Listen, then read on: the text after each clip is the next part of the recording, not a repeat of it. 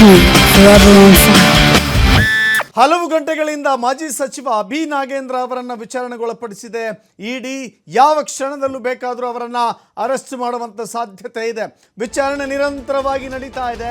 ಆದರೆ ಬಂಧನ ಅನ್ನೋದನ್ನು ಮಾತ್ರ ಇಲ್ಲಿಯವರೆಗೂ ಖಚಿತಪಡಿಸಿಲ್ಲ. ಆದರೆ ಇದು ಸಿನಾರಿಯೋ ನೋಡ್ತಾ ಇದ್ರೆ ಬಹುತೇಕ ಬಂಧನ ಅಂತ ಕಾಣಿಸ್ತಾ ಇದೆ. ಅರೆಸ್ಟ್ ಆಗಿದ್ದಾರೆ, ಬಟ್ ಇಲ್ಲಿಯವರೆಗೂ ಕೂಡ ಇಡಿ ಅಧಿಕಾರಿಗಳು ಇಲ್ಲಿಯವರೆಗೂ ಅದರ ಬಗ್ಗೆ ಸ್ಪಷ್ಟತೆ ಕೊಟ್ಟಿಲ್ಲ. ಕೆಲವೇ ಕ್ಷಣಗಳಲ್ಲಿ ನ್ಯಾಯಾಲಯಕ್ಕೆ ಕರೆದೊಯ್ಯುವ ಸಿದ್ಧತೆಯನ್ನು ಮಾಡ್ತಾ ಇದ್ದಾರೆ. ನ್ಯಾಯಾಲಯ ಅಥವಾ ಜಡ್ಜ್ ಮುಂದೆ ನ್ಯಾಯಾಲಯಕ್ಕೆ ಕರೆದೊಯ್ಯಲು ಪ್ರಕ್ರಿಯೆಯನ್ನು ನಡೆಸ್ತಾ ಇದ್ದಾರೆ. ಜಾರಿ ನಿರ್ದೇಶನಾಲಯದ ಅಧಿಕಾರಿಗಳು ಮೊದಲು ವೈದ್ಯಕೀಯ ಪರೀಕ್ಷೆಗೆ ಕರೆದುಕೊಂಡು ಹೋಗ್ತಾರೆ. ಆ ನಂತರದಲ್ಲಿ ಅಂದರೆ ವೈದ್ಯಕೀಯ ಪರೀಕ್ಷೆ ಅಂದರೆ ಆಲ್ಮೋಸ್ಟ್ ಬೌರಿಂಗ್ ಅಥವಾ ವಿಕ್ಟೋರಿಯಾ ಎರಡು ಆಸ್ಪತ್ರೆ, ಎರಡರಲ್ಲಿ ಒಂದು. ವೈದ್ಯಕೀಯ ತಪಾಸಣೆ ಬಳಿಕ ಕೋರ್ಟ್ಗೆ ಹಾಜರುಪಡಿಸುವ ಸಾಧ್ಯತೆ ಇಲ್ಲಿ ಕಾಣಿಸ್ತಾ ಇದೆ.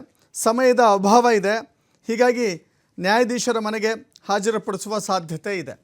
ನಾಳೆ ಸಂಜೆಯ ತನಕ ಸಮಯ ಇದೆ, ಹೀಗಾಗಿ ನಾಳೆ ಕೂಡ ಹಾಜರುಪಡಿಸಬಹುದು. ಆದರೆ ಏನಾಗುತ್ತೆ, ಅವರನ್ನು ಅರೆಸ್ಟ್ ಮಾಡಬೇಕಾಗತ್ತೆ. ಇಲ್ಲ ಅಂದರೆ ಇಲ್ಲ ನೀವು ನಾಳೆಗೂ ವಿಚಾರಣೆಗೆ ಇಂಥ ಸಮಯಕ್ಕೆ ಹಾಜರಾಗಿ ಅಂತ ಹೇಳಬೇಕಾಗತ್ತೆ. ನಿರಂತರವಾಗಿ ಇವತ್ತು ಅವರ ವಿಚಾರಣೆ ನಡೀತಾ ಇದೆ. ಆದರೆ ವಿಚಾರಣೆ ಬಹುಕಾಲ ಸಮಯ ಕಳೆದಿರೋದ್ರಿಂದ ಅರೆಸ್ಟ್ ಅಂತ ಕಾಣಿಸುತ್ತೆ. ಆದರೆ ಅರೆಸ್ಟ್ ಯಾಕೆ ಅಂತ ನೋಡ್ತಾ ಇದ್ದೀವಿ ನೋಡಿ. ಮತ್ತಿಕೆರೆ ICICI ಬ್ಯಾಂಕ್ನ ವಹಿವಾಟಿನ ಬಗ್ಗೆ ಅವರು ಮೌನವಾಗಿದ್ದಾರೆ ಅನ್ನೋದು ಒಂದು ಕಾರಣವನ್ನು ಉಲ್ಲೇಖ ಮಾಡಬಹುದು. 48 ಗಂಟೆಗಳ ಇಡಿ ವಿಚಾರಣೆಗೆ ನಾಗೇಂದ್ರ ಸ್ಪಂದನೆ ಕೊಟ್ಟಿಲ್ಲ, ಸರಿಯಾದ ರೀತಿಯಲ್ಲಿ ಸ್ಪಂದಿಸಿಲ್ಲ ಅನ್ನೋದು.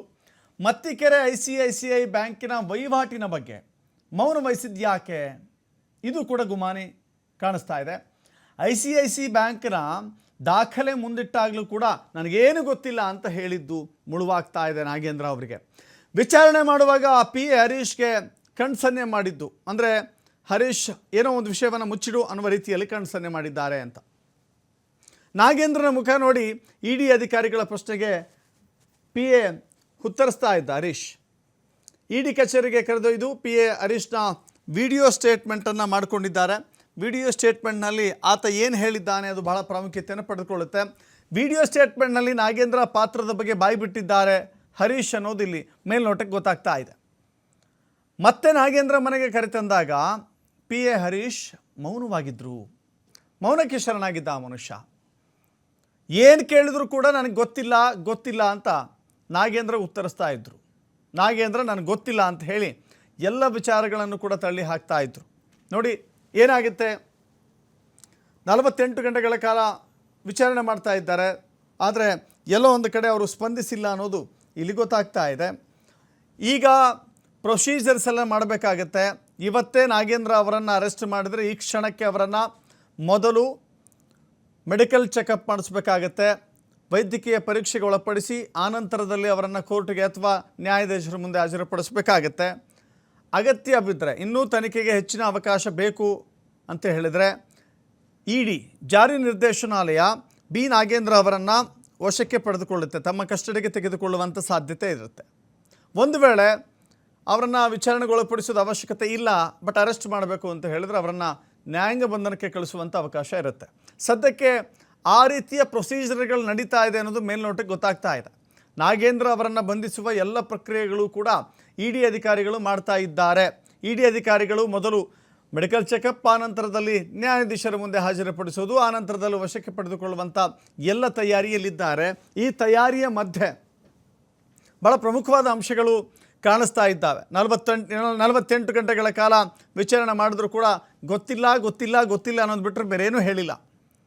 ICICI ಬ್ಯಾಂಕಿನ ವಹಿವಾಟಿನ ಬಗ್ಗೆ ಎಲ್ಲೂ ಕೂಡ ಮಾತಾಡ್ತಾ ಇಲ್ಲ. ಮುಟ್ಟುಗೋಲು ದಾಖಲೆ ವಿಚಾರಗಳಿಗೆ ಸಂಬಂಧಪಟ್ಟಂತೆಯೂ ಕೂಡ ಎಲ್ಲೂ ಮಾತಾಡ್ತಾ ಇಲ್ಲ. ಮುಂದಿಟ್ಟಾಗಲೂ ಕೂಡ ICICI ಬ್ಯಾಂಕಿನ ದಾಖಲೆಗಳನ್ನು ಮುಂದಿಟ್ಟಾಗಲೂ ಕೂಡ ಗೊತ್ತಿಲ್ಲ ಅಂತ ಹೇಳ್ತಾ ಇದ್ದಾರಂತೆ. ವಿಚಾರಣೆ ಮಾಡುವಾಗಲೂ ಕೂಡ ಇವರ PA ಆಗಿದ್ದಂಥ ಹರೀಶ್ಗೆ ಕಣ್ಸನ್ನೆ ಮಾಡೋದು, ಹೇಳಬೇಡ ಅಂತ ಹೇಳೋದು, ಬೇರೇನೂ ಮಾತಾಡಬೇಡ ಅಂತ ಹೇಳೋದು, ಅಥವಾ ಗೊತ್ತಿಲ್ಲ ಅಂತ ಹೇಳು ಅನ್ನುವ ಮುಖಭಾವದಲ್ಲಿ ಕೆಲವು ಸಿಗ್ನಲ್ಗಳನ್ನು ಕೊಡ್ತಾ ಇದ್ರಂತೆ. ಅದೆಲ್ಲ ಒಂದು ಕಡೆ ಇಡಿ ಅಧಿಕಾರಿಗಳ ಅನುಮಾನ ಮತ್ತಷ್ಟು ಹೆಚ್ಚಾಗಲಿಕ್ಕೆ ಕಾರಣವಾಗಿದೆ. ಹೀಗಾಗಿ ಈಗಾಗಲೇ ಹರೀಶ್ ಆತ ಏನು ಹೇಳಿಕೆಯನ್ನು ಕೊಟ್ಟಿದ್ದಾನೋ, ಹೇಳಿಕೆಯನ್ನು ದಾಖಲಿಸಿದ್ದಾನೋ, ಅದು ವಿಡಿಯೋ ಸ್ಟೇಟ್ಮೆಂಟೇ ಆಗಿರ್ಬೋದು, ಬರಹ ರೂಪದಲ್ಲೇ ಇರಬಹುದು, ಆದರೆ ಆ ಸ್ಟೇಟ್ಮೆಂಟ್ ಏನು ದಾಖಲಾಗಿದೆ, ಆ ದಾಖಲಾಗಿರುವಂಥ ಸ್ಟೇಟ್ಮೆಂಟ್ನಲ್ಲಿ ಇವರ ಪಾತ್ರ ಇದೆ, ಬಿ ನಾಗೇಂದ್ರ ಅವರ ಪಾತ್ರ ಇದೆ ಅನ್ನೋದನ್ನು ಉಲ್ಲೇಖ ಮಾಡಿದ್ದಾರೆ ಅಂತ ಹೇಳಿ ಇಡಿ ಮೂಲಗಳು ತಿಳಿಸ್ತಾ ಇದ್ದಾವೆ. ಸೊ ಹೀಗಾಗಿ ಒಂದು ಕಡೆ ತನಿಖೆಯ ಅವಶ್ಯಕತೆ ಹೆಚ್ಚಾಗಿ ಕಾಣಿಸ್ತಾ ಇದೆ. ಈ ವಿಷಯದಲ್ಲಿ ಯಾವ ತೀರ್ಮಾನವನ್ನು ತೆಗೆದುಕೊಳ್ಳುತ್ತೆ, ಅರೆಸ್ಟ್ ಮಾಡೋದಾದರೆ ಅರೆಸ್ಟ್ ದೃಢಪಡಿಸಿಲ್ಲ ಇಲ್ಲಿವರೆಗೂ ಕೂಡ.